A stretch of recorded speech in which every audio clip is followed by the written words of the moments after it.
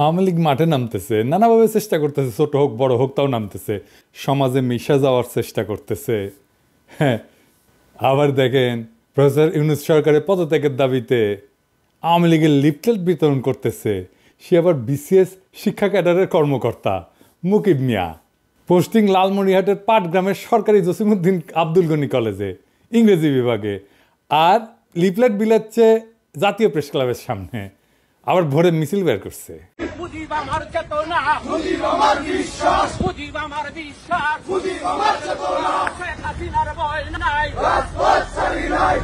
Slogan আবার দিচ্ছে ওই মুকিম, ওই ছাত্রলীগের কেন্দ্রীয় কমিটির সাবেক গণশিক্ষা বিষয়ক সম্পাদক ছিল। এইগুলাক যেটি দেখবেন সেটি দাবরানি দিবেন, কোথাও এদের দাঁড়াবার দিবেন না। এটাই হইতেছে এখনকার স্ট্র্যাটেজি। ৪ আগস্ট এই হারামজাদা শিক্ষা ভবনের সামনে মিছিলের নেতৃত্ব দিছে, খুনি হাসিনার পক্ষে প্রকাশ্যে স্লোগান দিছে। তারপরে ৬ মাস ঘুরে বেড়াচ্ছে, পোস্টিং নিয়ে বসে আছে পাটগ্রামে। যে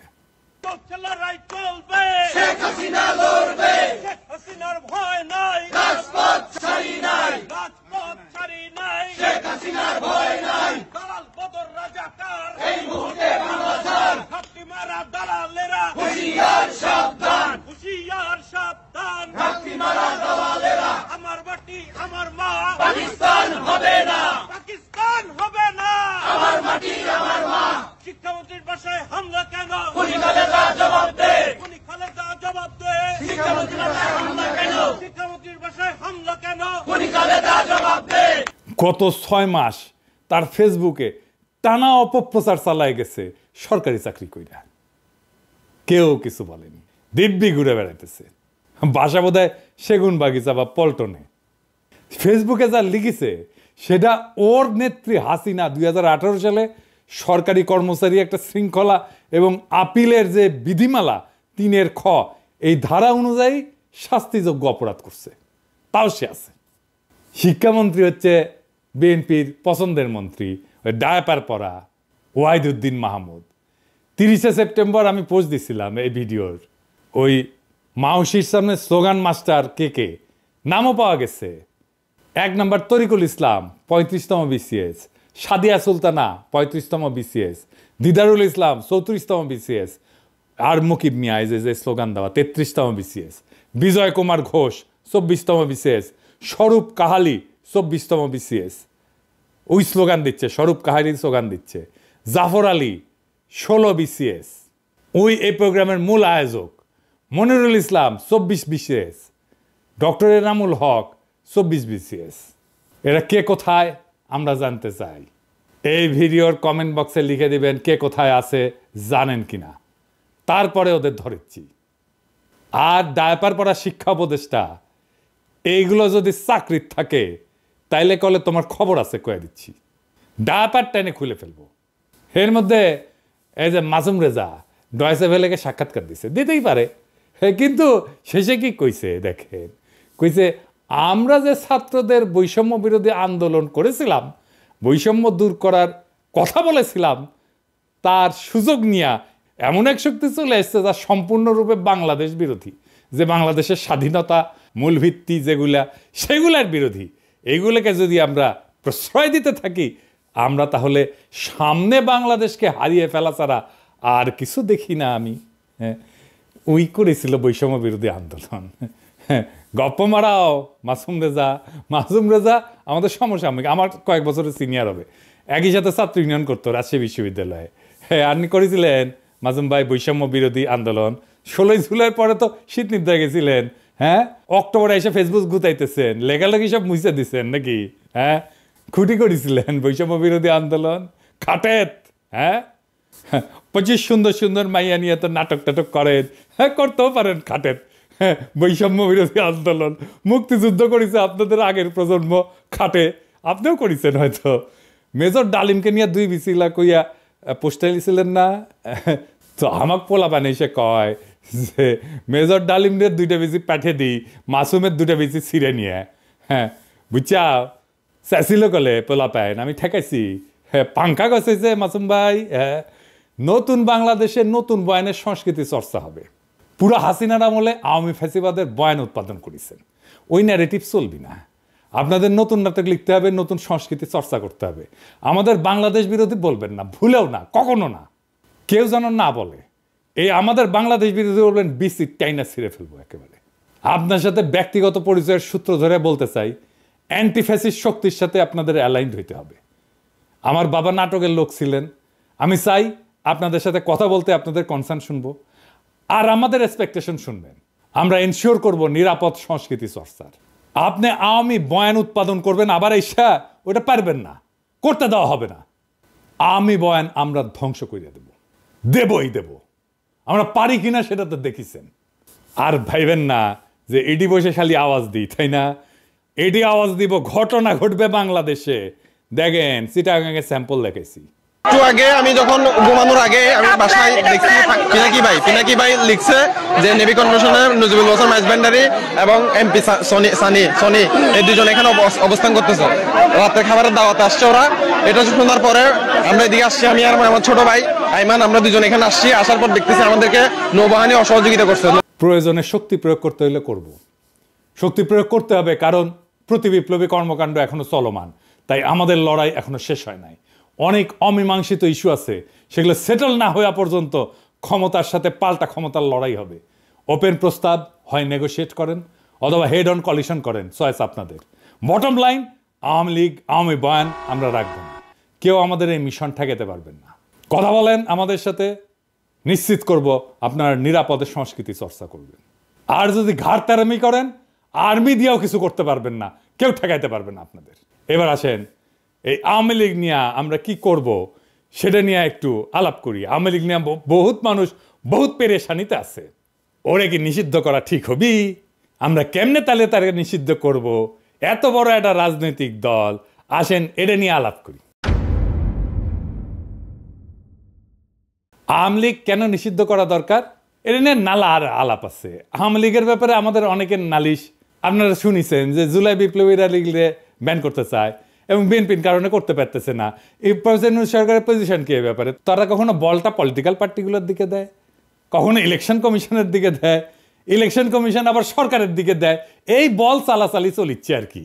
ওইদিকে দু একজন অ্যাডভাইজার আবার কইছে যে আওয়ামী লীগ একটা বিশাল ঐতিহ্যবাহী দল, এইটার তো অনেক কর্মী আছে। বিএনপিও আবার কয় এটার তো অনেক কর্মী, এদের কেমনে আমরা নিষিদ্ধ করব, আদর্শকে কেমনে নিষিদ্ধ করা যায়। আবার কেউ এসে কয় আওয়ামী লীগ এটা গোপন সংগঠন হয়ে যাবে। আবার আওয়ামী লীগের লেসপেন্সার, ওই যে দিল্লি স্টার আর মতি আলো, এদের সাথে সরকারের এক অংশের আবার লতকালুতকি হয়। আওয়ামী লীগের প্রভু ভারতের সাথে আবার সরকার বিএনপির উথলা ওটা প্রেম আছে, দেখিচ্ছেন না রিপাবলিক ডেতে যে একেবারে ঢলাঢলি দেখে বাঁচি না। আওয়ামী লীগ জামাতের নিষিদ্ধ করবো, জামাতের নিষিদ্ধ করবো কইতো না, এটা নিয়ে আলাপ দিত। জামাতের ব্যাপারে তার কমপ্লেনটা কি সেটা কইছে, কয় নাই।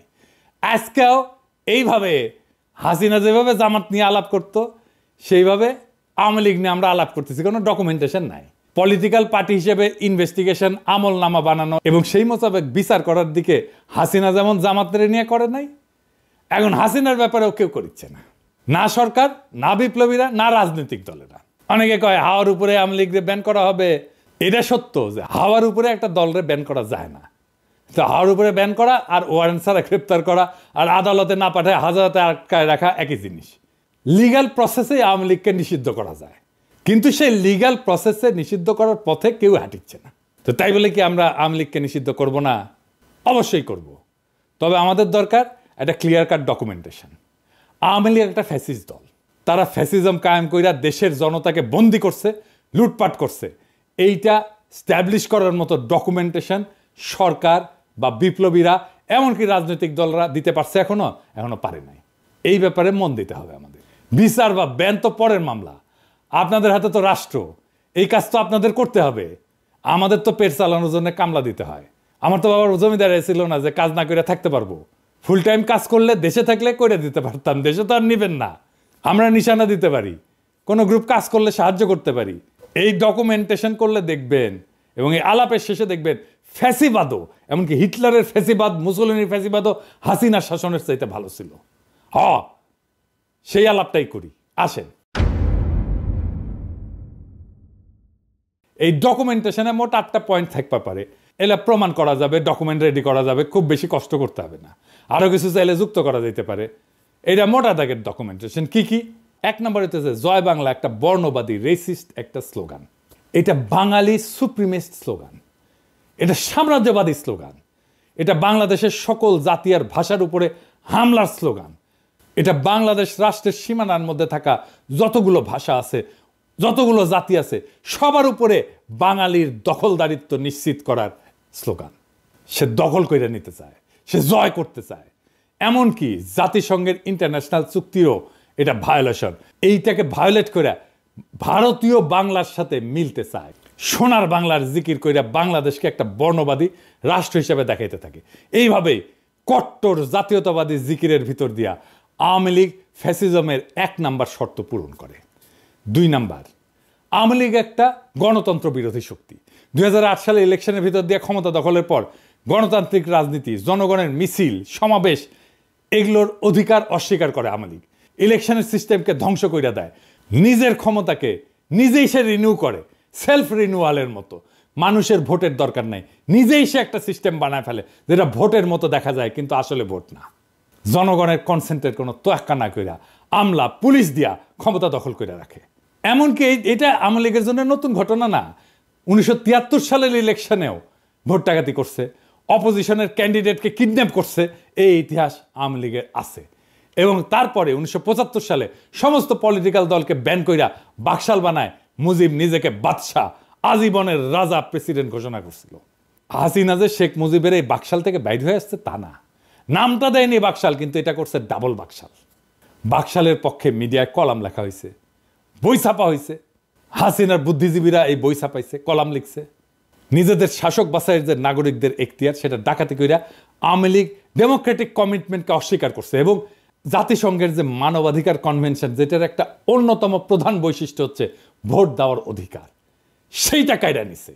ওইটা ভাঙ্গা ফ্যাসিজমের আর একটা শর্ত পূরণ করছে। 3 নাম্বার, মানুষের বিবেকের স্বাধীনতা এবং ক্ষমতা সরকার রাষ্ট্রের ব্যাপারে নাগরিকদের অমত দেওয়ার যে এখতিয়ার, সেটা রদ করে দিছে আওয়ামী লীগ। আওয়ামী লীগের ক্ষমতা এবং সরকারের বৈধতা নিয়ে প্রশ্ন করাকে রাষ্ট্রদ্রোহিতা বলছে এবং রাষ্ট্রের বিরুদ্ধে ষড়যন্ত্র হিসেবে দেখাইছে এবং দেখাইয়া নাগরিকদের জেলে ঢুকাইতো শেখ হাসিনার আওয়ামী লীগ। ফলে হাসিনার শাসনের এখতিয়ারকে প্রশ্ন করার মতো কোনো মিডিয়াকেও থাকতে দেয় নাই। সমস্ত মিডিয়াকে সরকারি প্রোপাগান্ডা মেশিন বানায় তুলছিল হাসিনা এবং নিজেদের ডেফিনেশনের উন্নয়নের মিছা কথা প্রচারে রাষ্ট্রের সকল দপ্তর এবং বেসুমার টাকা পয়সা ঢালছিল তারা। এমনকি প্রাইভেট প্রতিষ্ঠান যেমন মোবাইল কোম্পানিগুলোকে বাধ্য করছিল তাদের প্রোপাগান্ডা প্রচারে। 4 নাম্বার, হিটলারের একটা বাহিনী ছিল, গেস্টাপো বাহিনী। ওই রকম বাহিনীর মতো এজেন্সি বানায় হাসিনা জনগণকে বন্দি করছে, যখন খুশি যে কাউকে তুলে নিছে, টর্চার করছে। তার তো জেল ছিলই, যাদেরকে সে জেলে নিতে পারবে না তাদেরকে আনরেজিস্টার্ড জেলে ঢুকায় রাখছে দিনের পর দিন। হরদম গুমফুম চালাইতে থাকছে হাসিনার এজেন্সিগুলা। বিদেশে যেই সমস্ত বাংলাদেশি হাসিনার এই টর্চার, গুমখুন, বৈধতা নিয়ে প্রশ্ন করছে, তাদের দেশে থাকা আত্মীয় স্বজনদেরকে জেলে ঢুকাইছে এবং গুমের হুমকি দিয়া বিদেশে থাকা অ্যাক্টিভিস্টদের থামানোর চেষ্টা করছে হাসিনা। এমনকি দুধের শিশুকেও জেলে আটকাইয়ে রেখা তার বাপ মাকে ব্ল্যাকমেল করছে, বাচ্চাকে খাইতে না দিয়া তার বাপ মাকে বাধ্য করার মতো কাম করছে হাসিনার এই এজেন্সি। 5 নাম্বার, রাষ্ট্রের সকল দপ্তরকে দখলের মধ্যে দিয়া সরকারের প্যারাল কোনো প্রতিষ্ঠান থাকতে দেয় নাই হাসিনা। গুড গভর্নেন্স মানে তার একটা শর্ত আছে। এই গুড গভর্নেন্সের শর্ত হিসেবে সরকারকে চেক দিতে justice system, election commission, local government parallel প্রতিষ্ঠান বানায় ব্যালেন্স অফ পাওয়ারের স্ট্রাকচার দাঁড় করানো দরকার। পাবলিক সার্ভিসে নিজ দলের কর্মীদের ঢুকেছে। বায়োডাটা নিয়ে যাই কিংবা যখনই যাদের প্রশ্ন করি যে এই ব্যক্তি এরা সুযোগ্য, উনি জিজ্ঞেস করেন এরা কি ছাত্রলীগ করেছে। পুলিশকে দলের একটা আলাদা শাখা বানাইছে, আমরা বলতাম পুলিশ লীগ। পুলিশের মধ্যে আওয়ামী লীগের কর্মী ঢুকাইছে দলে দলে, 1-2 না। ইলেকশন কমিশনকে দলের এজেন্ট বানাইছে। এমনকি আদালতও হাসিনার অধীনে একটা দপ্তর হয়ে গেছে। দলের লোকজনের দেদারসের জজ বানাইছে, হাসিনার হুকুম না মানা জজদের খেদায় দিছে। এই সমস্ত ঘটনার মধ্যে দিয়ে জাস্টিস সিস্টেম এতই সরকারের অধীন হয়ে পড়ে যে পুলিশ বাহিনীর আদালত নামে আজব একটা জিনিস বানায় তারা। পুরা জাস্টিস সিস্টেমকে পুলিশের অধীন দপ্তর হিসাবে এতটাই নর্মাল করে তোলে হাসিনা যে একজন আসামিকে আদালত আর পুলিশের রিমান্ডে পাঠায় না। আপনারা দেখছেন না, পত্রিকায় লিখতেছে পুলিশ রিমান্ডে নিছে, এইভাবে নিউজ লেখা শুরু করে। রিমান্ডে তো পুলিশ নিতে পারে না, রিমান্ডে আদালত পাঠায় পুলিশের কাছে, কিন্তু মিডিয়া লেখে পুলিশ রিমান্ডে নিছে, মানে রিমান্ডে নেওয়ার অধিকার দায়িত্ব এটা নাকি পুলিশের।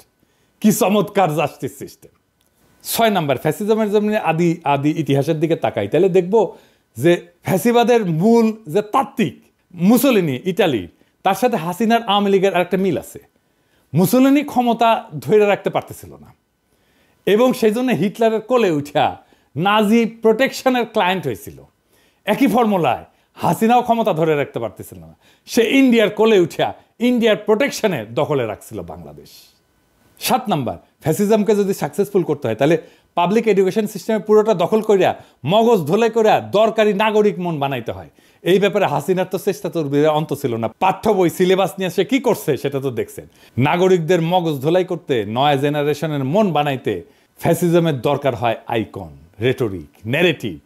হাসিনার ফ্যাসিজমের আইকন হিসেবে তাই সে এবং তার বুদ্ধিজীবীরা তার বাপের ছবি মূর্তিতে সয়লাভ করে ফেলে সারা দেশ। মূর্তিতে চুমা দেওয়া, সালাম করা, প্রণাম করা, এটা শুরু হয়ে যায়। হাজার হাজার কোটি টাকা জনগণের টাকা আর জায়গা খরচ করে হাসিনা শেখ মুজিবের মূর্তি আর ছবি বসাইতে থাকে।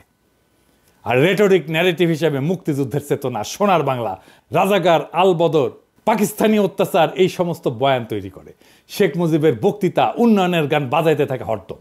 হাসিনার প্রোপাগান্ডা মিডিয়া এমনই নির্লজ্জ যে পদ্মা ব্রিজের মধ্যে একটা ব্রিজ, একটা স্ট্রাকচার, পদ্মা ব্রিজ বানানো নাকি মুক্তিযুদ্ধের সমান একটা ঘটনা, চিন্তা করেন। আর এই পুরা প্যাকেজ ঢুকানো হয় টেক্সট বুকে। বাচ্চাদের স্কুল জিন্দেগি পুরাটাই কাটাইতে বাধ্য করা হয় এই আইকনোগ্রাফি আর বয়ানের ভিতরে। এইগুলো যাতে পুরাপুরি মেমোরিতে ঢুকানো যায়, বাধ্য হয় সবাই মেমোরিতে ঢুকাইতে, সেই দরকারে সমস্ত স্কুল, কলেজ, পরীক্ষা, এগুলো থেকে চাকরির পরীক্ষা তো প্রশ্ন করা হয় এখান থেকে। এমনকি অঙ্কের মতো একটা হার্ডকোর সায়েন্সের ভিতরে শেখ মুজিবকে নিয়ে অঙ্ক করায় হাসিনা। 8 নাম্বার, ফ্যাসিবাদের আর একটা মস্ত নিশানা হইল নিজের পপুলারিটি দেখানো। এটা অবশ্য সেটা দেখানোই, পপুলারিটি থাকার মামলা না। এইটা করার জন্য তারা প্রায় ইলেকশনের বাহানা করে, ইলেকশনের মতো একটা সিস্টেম করে। ঠিকঠাক ইলেকশন দিতে পারে না, কারণ ফ্যাসিজমে তো হারার কোনো আইডিয়া নাই। ইলেকশনে হাইরা ক্ষমতা ছাড়ার ব্যাপারই নেই, ফ্যাসিজমে থাকা সম্ভবই না। আমরা খেয়াল করলে দেখব শেখ মুজিবুর রহমানের 1973 ইলেকশন, হাসিনার 2014 ইলেকশন, 18 ইলেকশন, 24 ইলেকশন, সমস্ত ইলেকশন স্রেফ বাহানা। এটাকে বলা যায় সেলফ রিনিউয়াল। আমি কইছিলাম হাত মারার নির্বাচন। নাগরিকদের ক্যান্ডিডেট হওয়া বা ভোট দেওয়ার ঘটনা ছিল না মোটেই। আর এই কামে তারা রাষ্ট্রের সকল দপ্তর দখল কইরা পুলিশ, আমলা, প্রশাসন সবকিছু দিয়া এই বাহানা বাস্তবায়ন করছে। ফ্যাসিবাদের যে ক্লাসিক এক্সাম্পল, সেই ক্লাসিক এক্সাম্পলের এই অভিজ্ঞতাগুলো হাসিনা আমাদেরকে দিছে। কিন্তু বাংলাদেশের এই লোকাল ফ্যাসিজমের বাকশালের আরো কিছু নিশানা আছে যেগুলা ক্লাসিক ফ্যাসিজমের বাড়তি, মানে মুফতে পাইছি, বেশি পাইছি আমরা। হাসিনা তো ফ্যাসিজম দিছে, ফ্যাসিজমের বাইরেও আরো কিছু দিছে। কি সেটা? সেই কারণে হাসিনার ফ্যাসিজমটা আদতে হিটলারের ফ্যাসিজমের চাইতেও খারাপ। কেমনে সেটা দেখি। ধরেন ফ্যাসিজমকে যদি আমরা একটা রাজনৈতিক মতবাদ হিসেবে দেখি, সেটার একটা তাত্ত্বিক এবং প্র্যাকটিশনারের নাম হচ্ছে মুসোলিনি, ইটালির, এবং তারপরে হিটলার।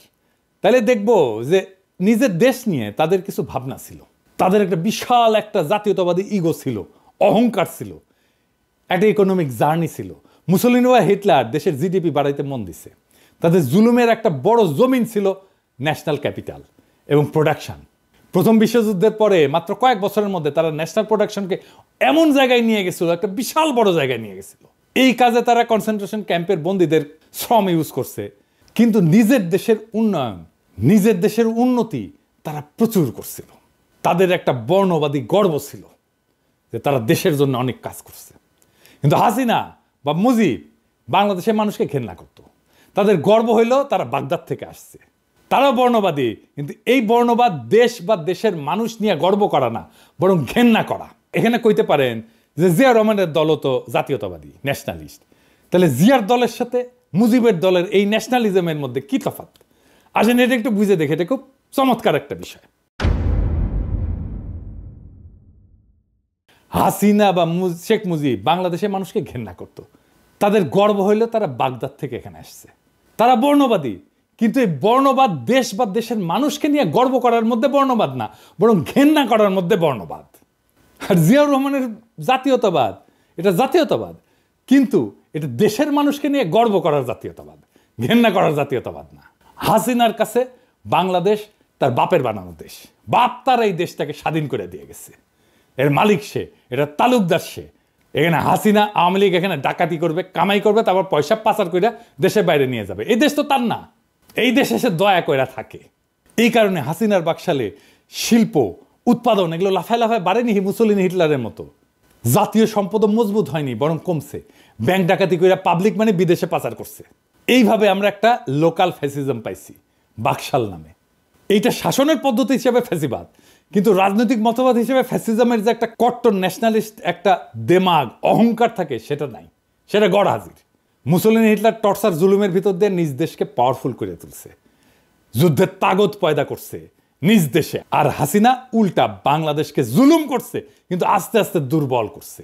জাতীয় যে অহংকার সেটাকে পুরাপুরি কোরবানি দিয়া শুরু থেকে ইন্ডিয়ার দাস রাজ্য হিসেবে বাংলাদেশকে তৈরি করছে এবং লুটপাট করছে। তার মানে এখানে হাসিনা লোকাল মাফিয়া গডমাতার। ফ্যাসিজমের সমস্ত পদ্ধতি সে কায়েম করছে, কইরা তার তালুকদারি কায়েম রাখতেছে এবং ডাকাতি কইরা বিদেশে পাচার করতেছে পাবলিক মানি। এই জন্যে বাকশাল হাসিনার শাসন ফ্যাসিজমের চাইতে খারাপ আসর রেখে গেছে, বাংলাদেশকে ফতুর কইরা রেখে গেছে হাসিনা। এটা ফ্যাসিজমের তুমুল টর্চার জুলুমের বাইরে বাড়তি খারাপ। ফ্যাসিজমে তো টর্চার জুলুম আছেই, হাসিনার শাসন ফ্যাসিবাদের টর্চার জুলুম চাইতেও অধিক বেশি কিছু, আরো বাড়তি খারাপ। হিটলার মুসলিনি যেখানে তার দেশকে অন্তত ধনী বানাইতে কাজ করছিল, সেইখানে হাসিনা দেশটাকে ফতুর কইরা দিছে।